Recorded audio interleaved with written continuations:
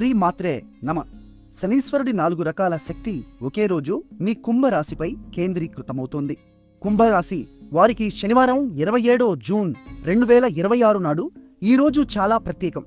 ఈ రోజు శని ప్రదోషం, అంటే శనివారం నాడు వచ్చే ప్రదోషం, శివుడిని పూజించే అత్యంత శుభ సమయం. మీ రాశి అధిపతి శనీశ్వరుడు, ఈ రోజు వారాధిపతి కూడా శని. చంద్రుడు ఉన్న అనురాధ నక్షత్రం యొక్క దశ అధిపతి కూడా శని. ఇంత శని శక్తి ఒకే రోజు కేంద్రీకృతం కావడం అరుదు. శని భగవానుడు ఈరోజు మీన రాశిలో, అంటే మీ 2వ భావంలో ఉన్నారు. ఇది మీ కుటుంబం మరియు ఆర్థిక వ్యవహారాలకు సంబంధించిన స్థానం. కుటుంబ సభ్యులతో ఆర్థిక విషయాలపై ముఖ్యమైన చర్చలు జరగవచ్చు. డబ్బు విషయంలో క్రమశిక్షణ పాటించండి.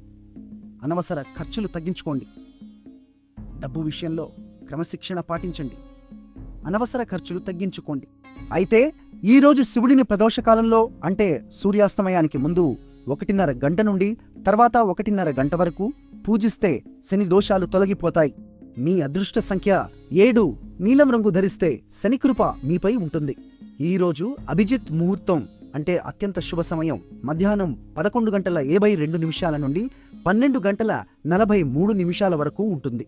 రాహుకాలం, అంటే కొత్త పనులు మొదలు పెట్టకూడని సమయం ఉదయం 9:04 నుండి 10:41 వరకు ఉంటుంది. నిన్నటి మా అంచనా మీకు సరిగా వచ్చిందా? కామెంట్లో చెప్పండి.